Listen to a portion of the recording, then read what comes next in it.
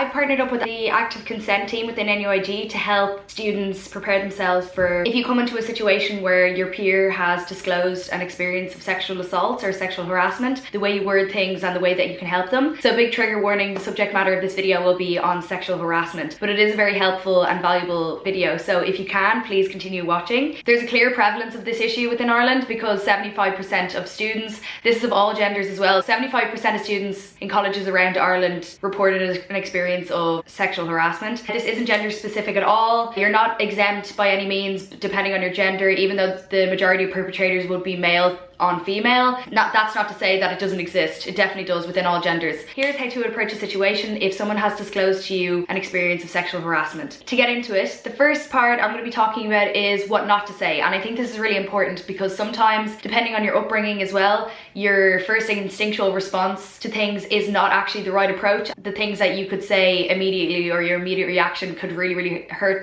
the victim, make them feel even worse than they did before they spoke out about it. Don't ask, were you drunk? Why did you do this? And get angry at them basically. And don't ask, are you sure? Or why they went home with them in the first place. This makes it sound like it's their fault. There is an element of victim shaming within that kind of language, so I would avoid that completely. Continue to just try listen to them without judgment. Next is not to say some stuff like, I'll kill them, and have a really angry, visceral response to it. I know in terms of having vicarious trauma, if it's one of your close friends or family members that have gone through something like this, it's really hard to not get very emotionally involved yourself. The victim or survivor might not want any action to be taken or to be made a big deal out of. They usually just want someone to talk to. So to make sure that you're not getting overly emotional, I know it can be hard, but that's more helpful for the victim. Don't rush them into telling you anything that they don't want to or they don't feel ready to. And a lot of times, just even if you have your own story and you're not ready to share or speak about it, that doesn't make you any less strong, and it doesn't make you a weak person. A lot of it takes people, depending on the person, it takes a different amount of times for people to speak out about their story. You don't necessarily ever have to if you don't want to. It's completely up to you. If someone has disclosed to you, make sure that you're not hounding them with questions and making them feel pressured to tell you anything that they don't want to. The best thing to do is just actually stay silent and let them keep talking. If they feel comfortable enough, they will share what they want to, but to not push them. And then lastly is don't tell them to report it or don't force them to take any action when they don't want to. In certain circumstances, you're legally required to report it. Like if the person is a minor, you are required to report it yourself if you've heard of a situation like that. But if it is within college peers, that's probably not the case. Make sure that you don't force the person to report it or take any action, because usually it can be re-traumatizing for the person to go through that process. So again, just to be there to listen to them. Next, I'll go on to the things that you should say. If a victim has disclosed to you, is to let them know that you believe them. Especially, I'm speaking from my own experience as a woman, we're conditioned in our upbringing that is automatically our fault because we've been constantly warned about all these things that we should avoid to avoid rape, rather than perpetrators being taught on how to not rape people or assault people. We're usually, as females, told it's our fault, and you're like, what were you wearing? Why did you drink too much? Why did you go home with them? So just to make sure that the victim knows that you believe them immediately, so then they feel like it's a safe and comfortable environment for them to carry on telling you. And talking about it in the first place is such a stressful experience, so it will be like a weight is lifted off their shoulders if you let them know that you believe them. Next is to ask them what you can do to help, what you can do next for them. It might just be to continue listening to them. They might want you to stay with them overnight so they feel safer, maybe spend more time with them, or just keep it between the two of you. Or they might want you to tell someone else or reach out to people to ask for more help. I'll have some more,